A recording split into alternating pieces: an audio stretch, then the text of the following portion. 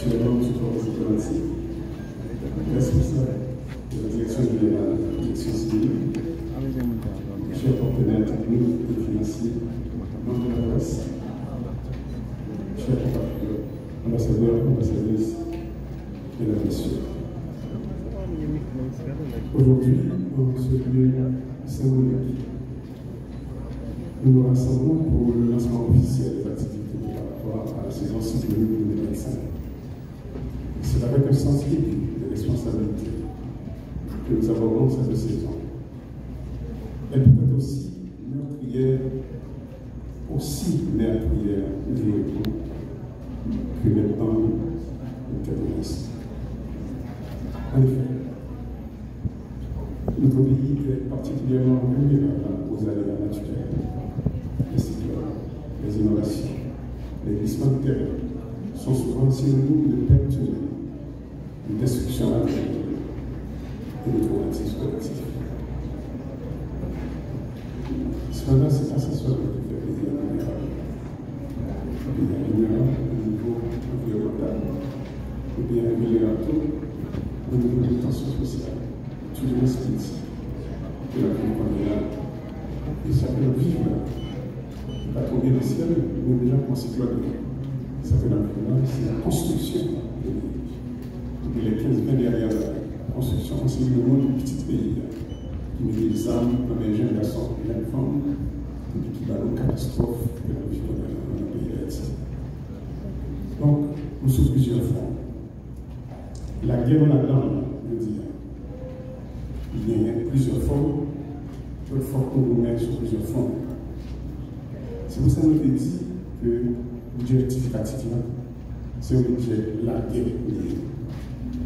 Ça veut dire que nous mettons des ressources dans le budget pour permettre l'État de faire face carrée à tout pic entrepreneur qui empêche les petits pays de vivre en dignité et dans la paix. Dans la paix, avec environnement physique, tant pour la paix, pour la sécurité, et mener les affaires comme ça.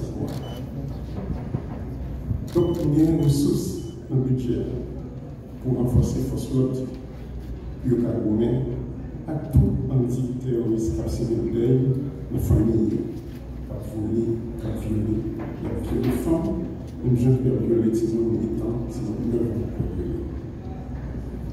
Les ressources, ce n'est pas des ressources du monde qui est. C'est des ressources qui nous donnent, taxes que nous payons. C'est une ressource de l'haïtienne qui nous mettons dans les responsables pour assurer que nous avons toute disposition pour protéger nous.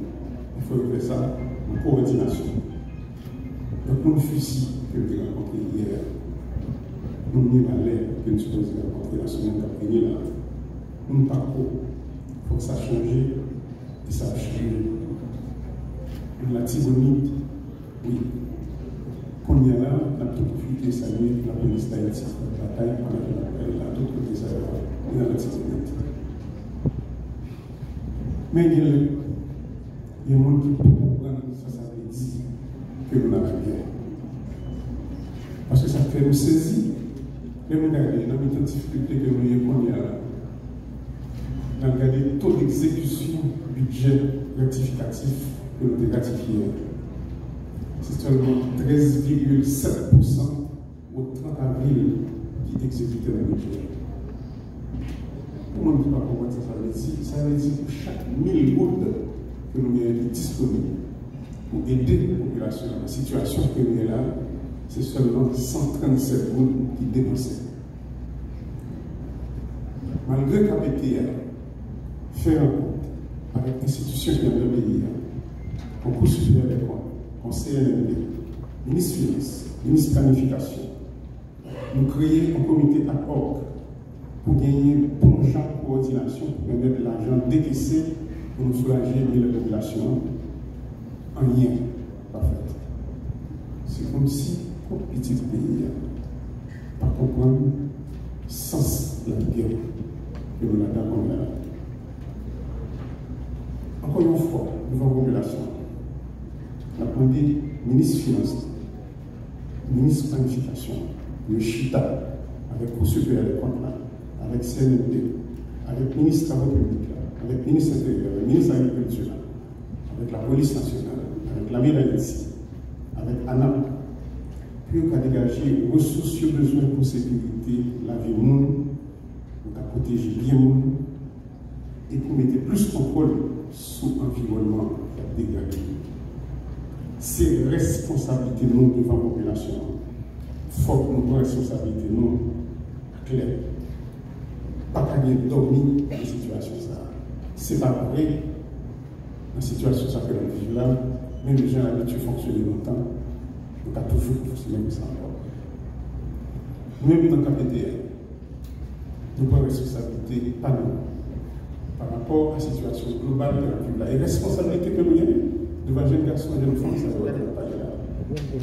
Ça fait nous demander au Premier ministre pour instruire une justice pour statuer sur le dossier de tout le monde que il y a des sanctions pour la pays. Pour nous connaître sa situation, ça y est. Parce que ce n'est pas possible. C'est l'autre pays qui a regardé ça.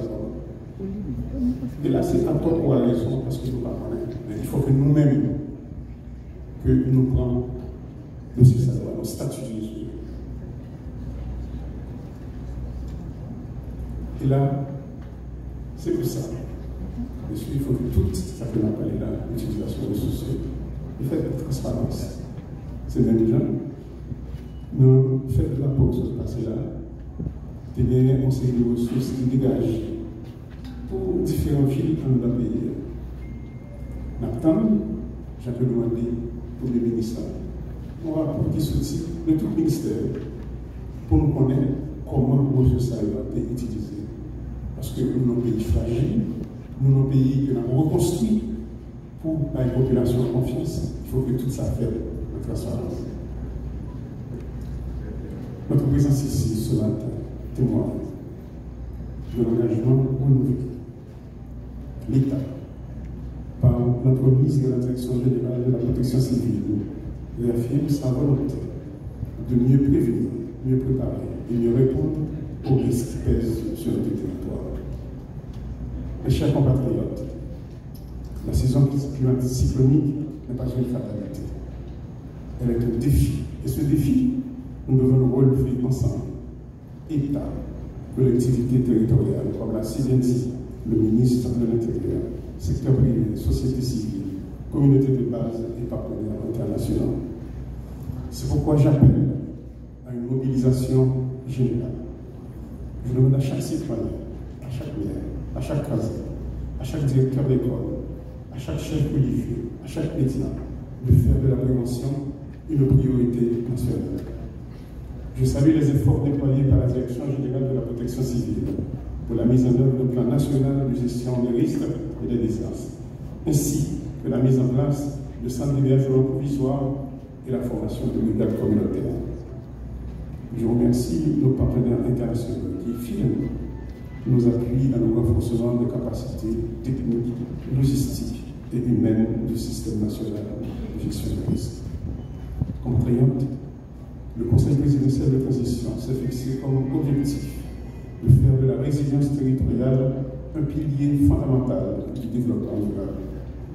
Cela signifie investir dans l'aménagement du territoire, lutter contre la déforestation, améliorer la gestion des bassins versants, renforcer les infrastructures critiques, mais aussi développer une culture de risque à travers l'éducation, l'information et la participation citoyenne.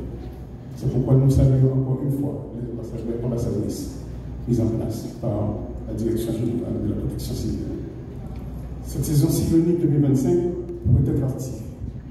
Les experts nous alertent sur une probabilité accrue de phénomènes intenses en raison des effets persistants du changement climatique. Mais nous ne devons pas rester dans l'attentisme. Nous devons anticiper. Mesdames et messieurs, en ce moment solennel, je tiens à exprimer ma reconnaissance à tous les agents de la protection civile, aux volontaires, aux sapeurs-pompiers, aux ambassadeurs et ambassadrices, à la Croix-Rouge haïtienne, aux services de secours, aux forces de l'ordre, qui œuvrent souvent le bien et la peur de la prévention. Pour finir, je souhaite que cette saison cyclonique 2025 soit l'occasion pour démontrer notre résilience, vigilance et solidarité. Protégeons notre peuple et bâtissons un avenir plus sûr. Vive la République, vive Haïti. Je vous remercie tous. Merci.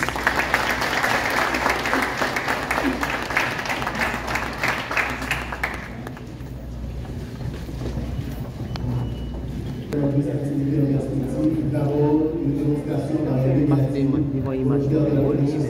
nous demandons d'ailleurs de nous rejoindre après la démonstration que nous avons terminée avec un chant par le jeune ambassadeur de la protection civile de l'Ouest, M. Gaëtan Lafleur. À présent, je vous invite à suivre cette démonstration de l'initiative volontaire de la protection civile.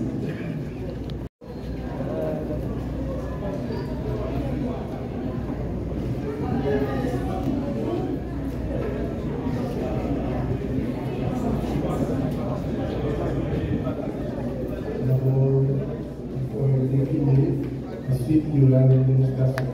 Nous vous invitons à les applaudir, s'il vous plaît, sur la colonne du système national de judiciaire jeunes, femmes, hommes, qui, comme le disait le président, au jour le jour, sans faille, nous donnent leur soutien au système national. Merci de les applaudir.